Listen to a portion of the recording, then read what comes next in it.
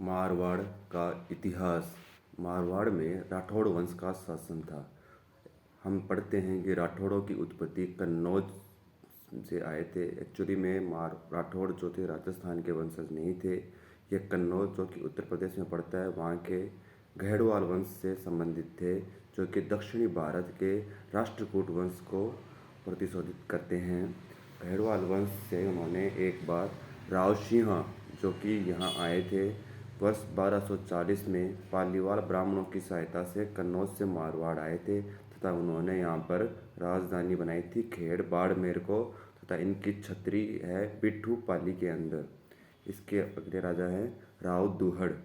अपनी कुलदेवी नागणेची माता की मूर्ति कर्नाटक से लाए कराए थे तथा नगाड़ा में अपनी कुलदेवी नागणेची माता का मंदिर बनवाया। इसके बाद में आते हैं मुख्य राजा मल्लीनाथ जी।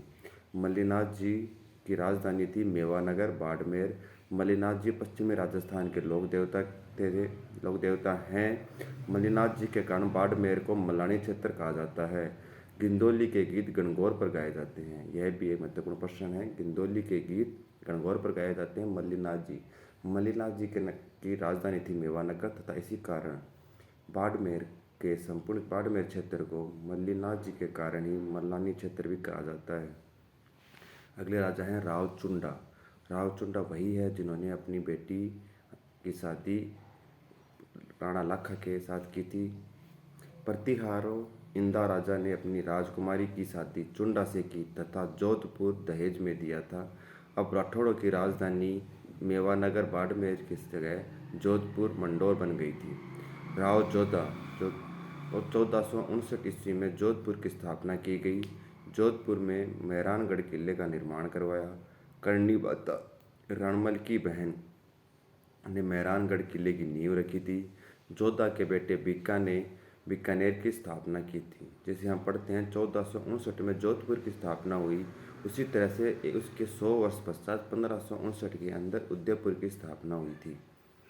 मालदेव यह एक महत्वपूर्ण राजा रहे हैं राठौड़ों के मारवाड़ के, जिनका शासनकाल रहा है 1531 से 1562 ईस्वी। अपने पिता गंगा की हत्या करके मारवाड़ का राजा बना मालदेव, जिन्हें हम पितरहंता भी कहते हैं। राज तिलक के समय मालदेव के पास केवल 2 परगने थे, जोधपुर एवं सोजत, जो कि पाली जिले में है। कालांतर में मालदेव ने 52 युद्ध किए तथा 58 परगने जीते। इन्होंने बहुत सारे युद्ध भी किए, जैसे पाहेबा या साहेबा का युद्ध 1541 के अंदर। मालदेव वर्सेस जैतसी, मतलब मालदेव ने युद्ध किया था जैतसी जो कि बीकानेर के राजा थे, उसके साथ। जैतसी युद्ध में लड़ता हुआ मारा गया। मालदेव जीत गया तथा और बीकानेर पर उन्होंने अपना अधिकार स्थापित कर लिया। इसके बाद में जैतसी का बेटा कल्याणमल शेरशाह सूरी, जो कि दिल्ली का सुल्तान था, के पास सहायता मांगने गया और इसी वजह से उन्हें मालदेव ने मेड़ता पर भी अधिकार कर लिया था तथा मेड़ता का राजा वीरमदेव भी शेरशाह सूरी के पास सहायता मांगने गया था। मालदेव हुमायूं संबंध के बारे में हम पढ़ेंगे। मालदेव हुमायूं शेरशाह सूरी से हुमायूं जो था वो शेरशाह सूरी से हारने के बाद राजस्थान से होकर जा रहा था। उसने जोगी तीर्थ नामक स्थान पर सहायता हेतु मालदेव के पास 3 दूत भेजे, अतका खां, मीर समंद, रायमल सोनी। कौन कौन से दूत भेजे थे मालदेव ने? अतका खां, मीर समंद और रायमल सोनी। मालदेव ने बीकानेर एवं सैनिक सहायता देने का वादा किया, परंतु हुमायूं के पुस्तकालय अध्यक्ष मुल्ला सुर्ख के कहने पर यह विश्वास नहीं करता है तथा सिंध की ओर चला जाता है, क्योंकि मुल्ला सुर्ख ने एक बार इसे मालदेव को शेरशाह सूरी के दरबार में देखा था। इस वजह से उनका जो हुमायूं का जो पुस्तकालय अध्यक्ष था, उसने सोचा कि यह हो ना हो ये हुमायूं की ही उसकी शेरशाह सूरी ही की कोई प्लानिंग हो जिसे हमें पकड़ के मारना चाहे, इसलिए वो इनके ऊपर विश्वास नहीं कर पाते हैं और इसी वजह से भी यह एक अपने इतिहास का एक टर्निंग पॉइंट बन जाता है। अगर ये दोनों थोड़ी मैच्योरिटी दिखाते और एक दूसरे का साथ देते तो हो सकता है कि ये ऐसा ना होता। यदि मालदेव व हुमायूं थोड़ी समझदारी दिखाते तो वे शेरशाह सूरी के खिलाफ गठबंधन बनाकर अफगान शासन समाप्त कर सकते थे तथा जो राजपूत मुगल संबंध अकबर के समय प्रारंभ हुए थे वे इसी समय ही प्रारंभ हो सकते थे। इसके बाद में अन्य युद्ध आता है 1544 के अंदर गिरी सुमेल का युद्ध, जिसे हम जैतारण या पाली का युद्ध भी कहते हैं। इससे पूर्व पहले हमने पढ़ा था 1541 के अंदर मालदेव ने युद्ध किया था किसके खिलाफ, बीकानेर के जैत सिंह के खिलाफ, जिसमें जैत सिंह मारा गया था तथा उसने बीकानेर पर अपना अधिकार कर लिया था। अगला युद्ध है गिरी सुमेल का युद्ध, जैतारण जो कि पाली में है उसके नाम से जाना जाता है, जो कि हुआ था इसके 3 वर्ष पश्चात 1544 ईस्वी के अंदर। मालदेव और उसके खिलाफ था शेरशाह सूरी, दिल्ली का सुल्तान। मालदेव जो था उनके 2 सेनापति थे, उनका नाम था जैता एवं कुंपा। शेरशाह सूरी के 2 सेनापति थे, कल्याणमल, बीकानेर के कल्याणमल जो कौन था, जैत सिंह, जिसको 1541 के अंदर मालदेव ने हराया है, उसके पुत्र जैत सिंह, और वीरमदेव जो मेड़ता का राजा था, जिसे भी मालदेव ने ही हराया था। इन दोनों को सेनापति बनाकर शेरशाह सूरी ने भेजा, परंतु शेरशाह सूरी को चालाकी के कारण मालदेव वापस जोधपुर चला गया। जैता एवं कुंपा ने साहसी युद्ध लड़ा तथा शेरशाह सूरी जलाल खां जलवानी की सहायता से युद्ध जीत गया था। जलाल खां जलवानी ने इस युद्ध के अंदर उसने एक छल के तरह से ये युद्ध विजय प्राप्त की थी। मालदेव सिवाना चला गया, सिवाना यानी कि बाड़मेर चला गया। सिवाना को राठौड़ों की शरण स्थली कहा जाता है। शेरशाह सूरी जोधपुर पर अधिकार कर लेता है तथा इसे खवास खां को सौंप देता है। कुछ समय बाद मालदेव पुनः जोधपुर पर अधिकार भी कर लेता है। यद्यपि मालदेव कल्याणमल यानी कि बीकानेर व वीरमदेव जो कि मेड़ता का राजा था से उनकी राज्य नहीं छीनता, तो वह सूरी के खिलाफ खड़े नहीं होते, सूरी के साथ खड़े नहीं होते और राठौड़ों के खिलाफ खड़े नहीं होते और राठौड़ों के खिलाफ गठबंधन नहीं बनाते, तो हो सकता है मालदेव इस युद्ध के अंदर ना हारता। इसके उपरांत वह सूरी की चालाकी में भी नहीं फंसता, तो वह गिरी सुमेल का युद्ध भी मालदेव अवश्य जीत जाता, क्योंकि शेरशाह सूरी एक अत्यंत चालाक व्यक्ति थे। उसके बाद में मालदेव के शासनकाल का एक महत्वपूर्ण घटना रही है, जैसलमेर के राजा लूणकरण की पुत्री उमादे, जिसे हम इतिहास के अंदर रूठी रानी के नाम से भी जानते हैं। जैसलमेर के राजा लूणकरण की पुत्री थी उमादे, उसकी शादी मालदेव के साथ की गई, परंतु इसमें भी एक ट्विस्ट है जो हम बताते हैं। जैसे पहले मालदेव जब परगनों जीतने में, युद्धों में, सब में व्यस्त थे, तो ये बहुत बड़े राजा हो गए थे राजस्थान के, तो ये जहाँ भी जाते थे तो जो सामने वाला छोटा राजा है वह अपनी राज्य स्वीकार कर लेता और जो इनके कहे अनुसार मान लेता था। इससे जो जैसलमेर के राजा लूणकरण है वो परेशान हो गए तथा उनके लोगों के द्वारा कहे जाने पर उन्होंने अपनी बेटी उमादे की शादी मालदेव के साथ करने की इच्छा जाहिर की। मालदेव एक थोड़े अम्ल खाने वाले और मुच्छाले व्यक्ति थे, तो उन्होंने उमादे की सुंदरता देखकर मोहित हो गए और वो उसे शादी के लिए हाँ कर दी। पर वो नहीं जानते थे कि राजा लूणकरण शादी के बहाने उन्हें मारना चाहते हैं, पर यह बात उमादे को पता चल गई थी और उसने हालांकि उसकी शादी नहीं हुई थी पर उसकी सगाई हो गई थी, और सगाई को एक आधा विवाह माना जाता है सनातन धर्म के अंदर। इसलिए उसने अपने पिता का साथ न देते हुए अपनी पति का साथ दिया तथा उसे सचेत किया, और उस वजह से उमादे के बताए जाने की वजह से मालदेव नहीं मारा जाता और राजा लूणकरण अपने कार्य में सही साबित नहीं होते था। इसके पश्चात भारमली नामक दासी को भी उमादे के साथ मालदेव के साथ भेज दिया जाता है। भारमली दासी के कारण मालदेव से उमादे नाराज हो जाती है, जिससे वजह से इसे रूठी रानी के नाम से भी जाना जाता है। इसने अपना कुछ समय अजमेर स्थित तारागढ़ दुर्ग में बिताया तथा तत्पश्चात वह केलवा राजसमंद चली गई थी। जल्ला, महिलाओं द्वारा बारात का डेरा देखने जाते समय गाया जाने वाले गीत को हम जल्ला कहते हैं। इस तरह के छोटे छोटे प्रश्न भी हम पढ़ेंगे बीच बीच में। मुख्य जल्ला किसे कहते हैं? शादी के समय महिलाओं के द्वारा शादी का डेरा देखने जाते समय गाए जाने वाले गीतों को जल्ला गीत कहा जाता है। मालदेव के कई दरबारी विद्वान थे, जिनकी दो की मुख्य नहीं है। इसकी मुख्य है उपाधियाँ। मालदेव को 2 मुख्य उपाधियाँ दी गई थी, हिंदू बादशाह और हस्मत वाला राजा या फिर वैभव वाला राजा, क्योंकि यह अपने मन की ज़्यादा करते थे इसलिए इन्हें हस्मत वाला राजा कहा जाता है, और ये एक कट्टर हिंदू भी थे इसलिए इन्हें हिंदू बादशाह भी कहा जाता है। इनके कई बेटे थे, जैसे राम को उन्होंने अपने गुंदोज दिया था, उदय सिंह था जिसे उन्होंने फलौदी दिया था, चंद्रसेन था जिसे इन्होंने जोधपुर दिया था, तथा रायमल को सिवाना दे दिया था। महादेव ने अपने बेटे चंद्रसेन को राजा बनाया था, संपूर्ण राजा इसे बनाया तथा अन्य को अन्य छोटे इसके नीचे सामंत बना दिए गए। इसके बाद जाते हैं चंद्रसेन।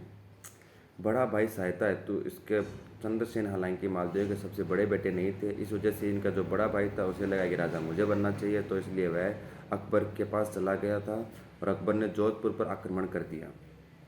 अकबर का सेनापति था हुसैन कुली बेग। चंद्रसेन बदरादून जालौर चला गया। 1570 में अकबर के नागौर दरबार में भाग लिया, लेकिन वह बिना मुलाकात किए ही वापस आ गया, क्योंकि उसे उचित सम्मान नहीं मिलने के कारण चंद्रसेन 1570 के नागौर दरबार से वापस लौट आए। अकबर ने बदराजून पर भी आक्रमण कर दिया। चंद्रसेन वहाँ से सिवाना चला गया। देखिए आप, पहले अकबर ने मंडौर पर आक्रमण किया। मंडौर पर आक्रमण करने पर राजा वहाँ से निकल के बदरादून सिवाना चले गए। बदरादून पर जब वापस आक्रमण हुआ तो वहाँ से भी चंद्रसेन भाग के सिवाना चले गए। 1581 ईस्वी में सारेन की पहाड़ियों में सिंचियाई पाली नामक जगह पर चंद्रसेन की मृत्यु हो गई। चंद्रसेन की कुछ उपाधियां भी मुख्य है, जैसे इन्हें मारवाड़ का प्रताप कहा जाता है, प्रताप का अग्रगामी कहा जाता है, तथा मारवाड़ का बुल्हा बिसरा राजा भी कहा जाता है। और यह भी कहा जाता है कि जब महाराणा प्रताप का राज तिलक हुआ था उस समय भी चंद्रसेन वहाँ पर उपस्थित थे। महाराणा प्रताप के एक मार्गदर्शक के रूप में थे, और क्योंकि जिस तरह से महाराणा प्रताप ने अपनी स्वतंत्रता के लिए एक बड़ी शक्ति से मुकाबला किया था पर अपनी स्वतंत्रता उनके अधीन नहीं रखी थी, उसी तरह से चंद्रसेन ने भी अपनी स्वतंत्रता के साथ कभी कॉम्प्रोमाइज़ नहीं किया। हालांकि लड़ते रहे, हार नहीं मानी। इस वजह से इन्हें मारवाड़ का प्रताप कहा जाता है, प्रताप का अग्रगामी कहा जाता है, और ये एक भूले बिसरे राजा के रूप में भी जाने जाते हैं मारवाड़ के। नागौर दरबार, यह एक मुख्य घटना है राजस्थान इतिहास की। 1570 ईस्वी के अंदर नागौर दरबार लगा था, और इसके नागौर दरबार लगाने के पीछे मुख्य हाथ था जयपुर के कछवाहा वंश के भारमल का। राजा भारमल थे अकबर आमेर के, उनके सहयोग से ही नागौर दरबार लगाया गया था। अकबर ने आयोजित करवाया। उद्देश्य था अकाल राहत कार्य, परंतु यह इनका वास्तविक उद्देश्य नहीं था। वास्तविक उद्देश्य था इनका राजस्थान के राजाओं को अपनी अकबर की अधीनता स्वीकार करवाना। जैसलमेर के हर्राज भाटी ने, राम जोधपुर एवं कल्याणमल बीकानेर ने अकबर की अधीनता स्वीकार कर ली थी। इस दौरान अकबर ने शुक्र तालाब, नागौर के अंदर शुक्र तालाब का भी निर्माण करवाया। चंद्रसेन ने सिवाना में फत्ता राठौड़ को नियुक्त किया। कालांतर में मुगल सेनापति शहबाज खान ने वहां पर भी अधिकार कर लिया था। चंद्रसेन के रामपुरा क्षेत्र के मुगल सेनापति जलाल खां को मार दिया था। अक्टूबर 1576 में हर्राय जैसलमेर ने पोखरण पर आक्रमण कर दिया। इस समय चंद्रसेन ने 1,00,000 फतिये यानी 1,00,000 सिक्के देकर पोखरण का किला जैसलमेर को दे दिया था। चंद्रसेन के साथी थे राव सुखराज, सुजा एवं देवीदास। चंद्रसेन ने लोहावट के युद्ध में उदय सिंह के भाई को हराया तथा नाडोल के युद्ध में राम, जो कि चंद्रसेन के भाई थे, उसको भी हराया। अकबर ने बीकानेर के राय सिंह को जोधपुर का प्रशासक नियुक्त किया। अकबर ने बीकानेर के राय सिंह को जोधपुर का प्रशासक नियुक्त किया था। इसके पश्चात अकबर ने जोधपुर को, परंतु राय सिंह को जोधपुर जनता ने स्वीकार नहीं किया, इसलिए अकबर ने जोधपुर को खालसा घोषित कर दिया था। खालसा का अर्थ होता है केंद्र अधीन भूमि, अर्थात जो क्षेत्र केंद्र के अधीन रहता है। जैसे भारत के अंदर जो दिल्ली है वो केंद्र अधीन भूमि है।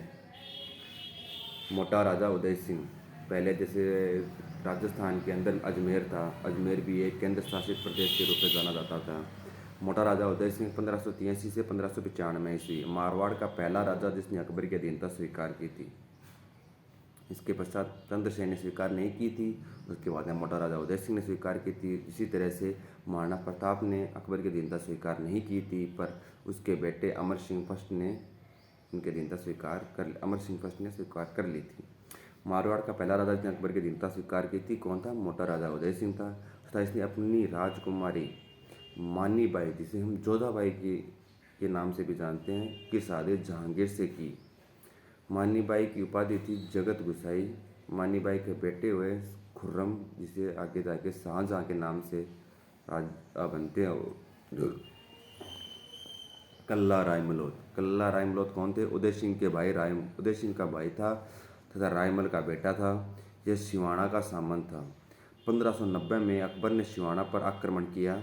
इस समय सिवाड़ा का दूसरा शाका हुआ था। कल्ला रायमलोद के नेतृत्व में केसरिया किया गया। भान कंवर ने, जो कि कल्ला रायमलोद की धर्मपत्नी थी, उसने जौहर करवाया। पृथ्वीराज राठौड़ बीकानेर ने कल्ला रायमलोद के मरसिये लिखे हैं। मरसिये वो होते हैं जो मरने के बाद वीरता पर लिखे गए दोहों को मरसिये कहा जाता है। गज सिंह। गज सिंह 1615 से 1638 ईस्वी। गज सिंह का बड़ा बेटा था अमर सिंह और छोटा बेटा था जसवंत सिंह तथा गज सिंह एक अनार बेगम, जो गज सिंह की दासी थी, अपनी प्रेमिका के कहने पर गज सिंह ने अपने छोटे बेटे जसवंत सिंह को राजा बनाया, जबकि बनाना चाहिए था अमर सिंह को, तथा बड़े बेटे अमर सिंह को नागौर का राजा बना दिया था। जहांगीर ने गज सिंह को दल थम्बन की उपाधि भी दी थी। अब आते हैं अमर सिंह राठौड़। यह नागौर का राजा था। अमर सिंह राठौड़ जो कि उनके बड़े बेटे थे गज सिंह के, उन्होंने नागौर का राजा बनाया गया था। तो इसी के समय एक महत्वपूर्ण घटना थी जो कैसे कहते हैं, मतीरे की राड़, जो कि हुई थी 1644 ईस्वी में। अमर सिंह जो कि नागौर के राजा हैं, किसके खिलाफ हुई थी? बीकानेर के राजा करण सिंह के खिलाफ हुई थी। और इनके अंदर शाहजहाँ के दरबार में मीर बख्शी सलावत खां को अमर सिंह ने शाहजहाँ के ही दरबार के अंदर मीर बख्शी सलावत खां नामक एक सेनापति था, उसको शाहजहाँ के सामने उसी के दरबार में ही अमर सिंह राठौड़ ने मार दिया था। इसलिए अमर सिंह को कटार का, क्योंकि छोटा सा जैसे चक्कू बोलते हैं, उससे उन्होंने मीर बख्श सलावत खां को मार दिया था। इसलिए शाहजहाँ ने इसे स्वयं कटार का धनी कहा जाता है। तो शाहजहाँ ने कहा था, यह तो आज इसके पास एक कटार थी, उसने इतना आतंक फैला दिया था। अगर उसके पास उस दिन अगर अमर सिंह के पास तलवार होती तो हो सकता है मुगल बादशाह स्वयं ना रहते। अमर सिंह की हत्या इसके साले अर्जुन सिंह गौड़ ने की थी। अमर सिंह की छतरी नागौर में है, जो कि 16 खंभों की है। आगरा किले